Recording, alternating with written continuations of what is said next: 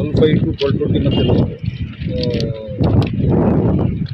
Chain snatchings, ఒక hand bag theft జరిగింది. ఇది ఒకటి Chandigarh to 20494 Chandigarh to Madurai.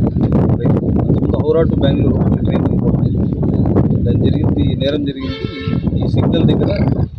Coin కానీ ఒక ఐరన్ పీస్ అది వచ్చే ట్రైన్ కొద్దిగా పెట్టి జంక్షన్ దగ్గర వైర్ కట్ చేస్తారు.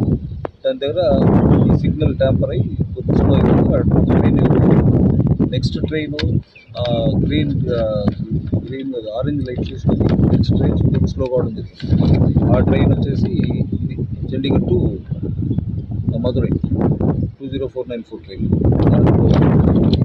దాంట్లో ఆగిన వెంటనే అక్కడ అఫెండర్స్ లోపల బయట తింటున్నారు. బయట లోపల తింటున్నారు అఫెండర్స్.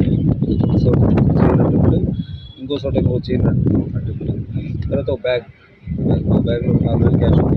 చైన్ ఒకటి దాంట్లో 10 గ్రాములు, దాంట్లో 20 గ్రాముల దాకా ఆ చైన్ స్నాచింగ్ చేసి జరిగింది. నెక్స్ట్ వీళ్ళు ఇక్కడి నుంచి హైవే చూసుకున్నారు. హైవే నుంచి పారిపోవడమా లేకపోతే అదే ట్రైన్లో కొంచెం ముందుకు దిగేసి చేసుకున్నారు. దీని మీద ఇద్దరు ఫిర్యాదు వాళ్ళు కంప్లైంట్ తీసుకొని ఇన్వెస్టిగేషన్ చేసి దర్యాప్తు చేస్తారు. ఇది S4S5 coach, sleeper coach. RPF వాళ్ళు బీట్ తిరుగుతూ ఉంటారు. లాంగ్ ట్రైన్లో మేము విజయవాడ అయితే నెక్స్ట్ పెరంబూర్ స్టాప్. GRP వాళ్ళది RPF వాళ్ళు బీట్ తిరుగుతారు. అంటే లోపల ఒకే చోట ఉండదు కదా, అందరూ ఒక చోట ఎక్కడ ఉంటారు వాళ్ళు చూసుకొని లిమిటెడ్గా ఇద్దరు నలుగురు ఉంటారు. వాళ్ళు RPF అయితే బీట్ అవుతుంది. బట్ GRP బీట్స్ కూడా శ్రద్ధ చేసేసుకొని లోకల్ పోలీసుల సపోర్ట్ తీసుకొని ఒక బీట్ ఉంటుంది, GRP అనేది ఒక బీట్ ఉంటుంది. అంటే మినిమం 4 మెంబర్స్ ఖచ్చితంగా ఉంటారు.